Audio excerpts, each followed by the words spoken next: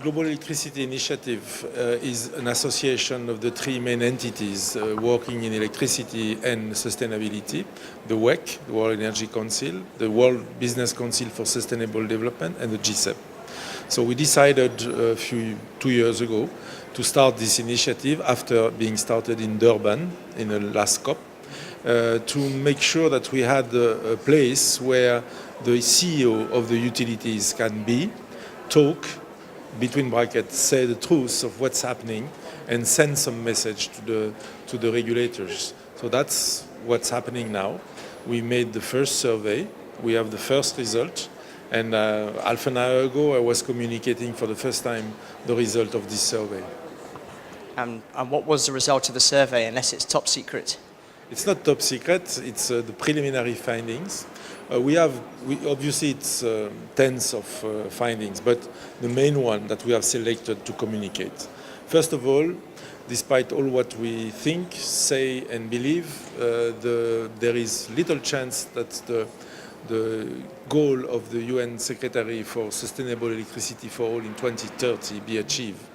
Because the utilities are saying we are trying all what we can because we have interest in doing this, but there is too many difficulty at the moment in terms of financing, not availability, but eligibility of financing, and local constraints. That's the first thing.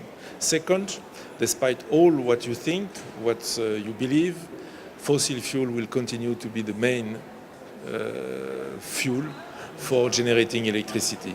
And this is a very clear and loud signal that all what we dream about in terms of curbing the emission is not going to happen unless we change this mix. And as you know, this is a very long-term industry.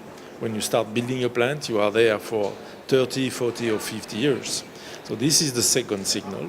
The reason why, because we don't believe that the legislator, regulator are seriously sending the right message to the industry that move the industry to other things that's fossil fuel. One proof of it is the price of CO2, which is still a joke and certainly not an incentive currently for a utility to change its investment pattern. The second signal send a message on mitigation is that despite all the efforts, it's total illusion to think that renewable can really be a bigger share of the energy mix unless we solve a certain number of problems.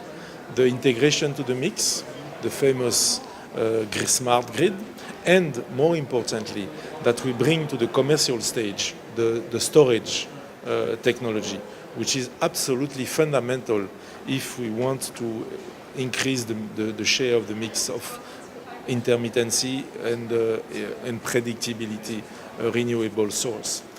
Utility wants to do it and they are keen to do it, but they say, give us the optimum environment to do it. Another thing which we thought was very interesting is that 100% of the electricity in the survey, and we are talking 80% of the electricity generated in the world, so this is meaningful, are saying climate change is a reality. We will continue to mitigate, but now we are increasingly investing in adaptation. We think that our first responsibility is to bring electricity in a safe way. So unfortunately, we will have to invest in this because mitigation is no longer enough. We have also to adapt. And finally, the very interesting message about what are the next big issue in the sector. And it was surprisingly enough, there are two issues were proposed. First one is land availability, which is new because nobody ever talked about this. But the utility are saying, because of the change in the mix of technology that are increasingly using land, because when you look at the land that a coal plant or a nuclear plant use to produce 1,000 megawatts, and the land that you will need to use if you want to produce the same megawatt with solar or wind, you are talking 100, 1,000 times more land. So in some area it's just impossible, and this is and obviously we are also now trying to integrate a lot of network, and this is also a land issue for the overhead lines. The second issue that they are bringing is the water. The power sector is increasingly worried by the problem of the water, and the question of power-water nexus is now central to their preoccupation. So mostly that's the main issue that we are bringing now to discussion. And I guess it's the old chicken and the egg scenario. What comes first? Do governments make new regulations and try and move towards a low carbon economy? But what governments say is they want to have a situation where the world is already moving towards a low carbon economy before they make the regulations. And in the UK, you have big utilities complaining, even though they have very large profit margins, complaining when new regulations and laws come in. So what can you say to convince people that the utilities are convinced and are committed to investing in more low carbon technologies? Because there are many critics and there are many people we see around here having campaigns who say that there is every company has a small part of its business focused on cleaner energy, but the large part is still the coal and the gas and the oil. Well, first of all, utilities is a sector which is mostly regulated. So I am answering your question with the utility that do what they are asked to do by the regulator, number one. Number two, all the technology exists. There is no moon, how do you say that in English? Technology that doesn't exist that we have to use. They are all known technology that we know. We know how to generate electricity without CO2. We have renewables, we have nuclear, we have carbon with carbon capture and storage. All this exists, is proven, and can be done. Why it's not done? Because you don't are sending the right signal to the utilities. They are rational body. If you send a signal that carbon will start costing $50, $60, $70 a ton, they will invest in non-CO2 technology, for sure. But if you say carbon is $2 a ton, why do you think they will have to change and to go into risk of billions of dollars for the next 30 to 40 years? You know, when a government over the weekend changed the way he wants to see the market, he does two things. First, he created a lot of stranded assets, huge volume, billions.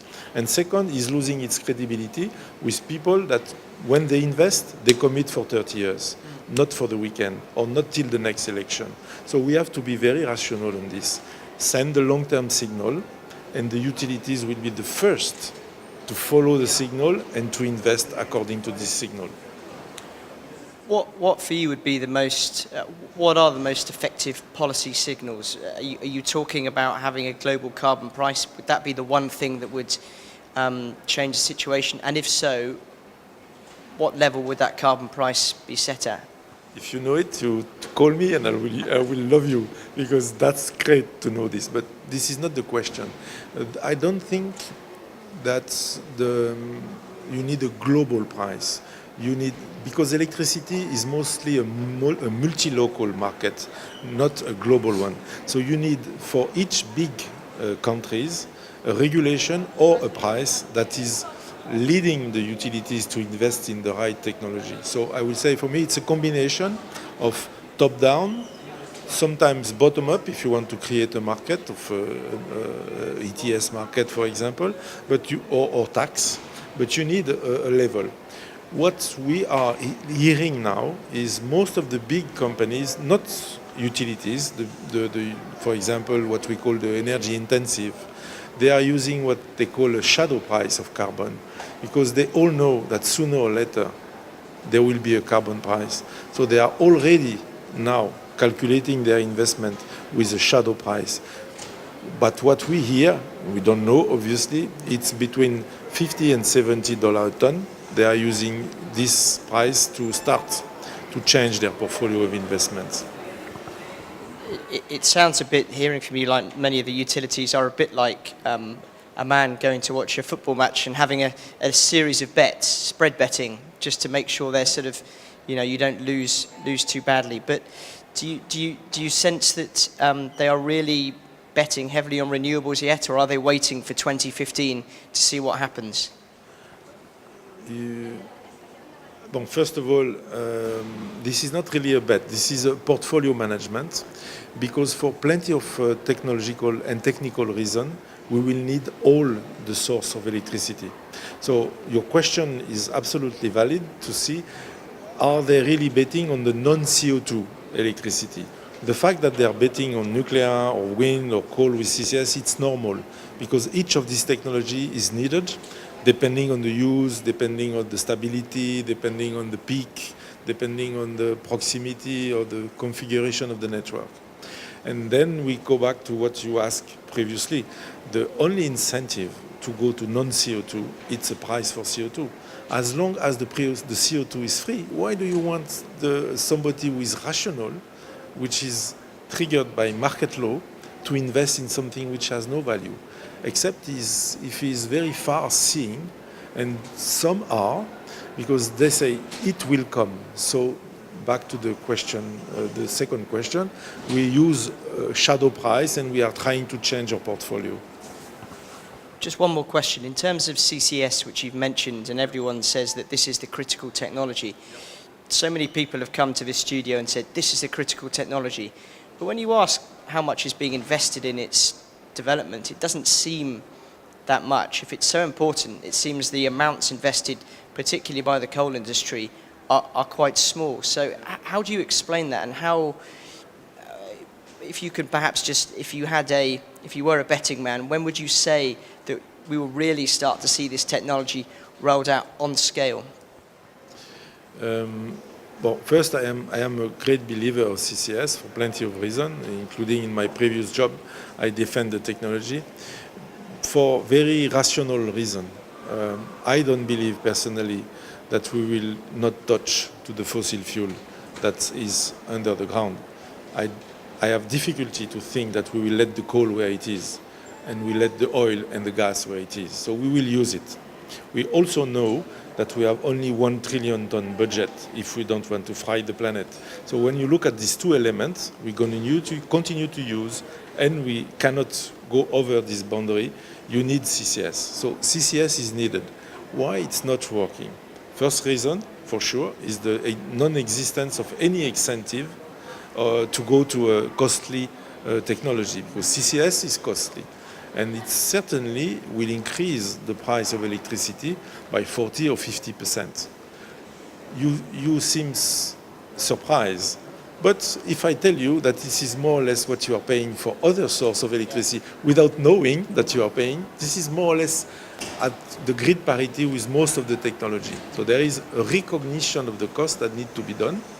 I think there is still some issue of insurance on the perennity of the reservoir where you store it. But what it's not, it's non-proven technology, because all the bits and pieces of this technology have been proven and have been used for decades or even 100 years in some part of it. So this is a proven technology, apparently more expensive, but not so more expensive, because it's a base load that you will not have so easily, because the other two base loads that I know are nuclear or hydro, and you need base load in your network, and you have a stakeholder acceptance or a lack of policy, and also a lack of seriousness, because all what I've just told you is known by everybody, is known by the people that have the power of deciding, and they are not deciding. I don't know, because they don't believe in their own speech, or because they say, okay, this is too complex for me and I will let them to the next generation. And sometimes I remind people of very basic things. We are mixing price and cost when we are talking about CO2. Because this is not because the price is zero or nearly zero, that the cost is not zero. The cost is already there. We are paying the cost of the CO2 every day. You've seen the Philippines very recently, and Sandy and all these events. This we are paying. The only difference between a zero price and a normal price is that we are sending the bill for the next generation. That's all what we are doing. We are not offsetting the cost. We are just not paying the bill. That's the difference.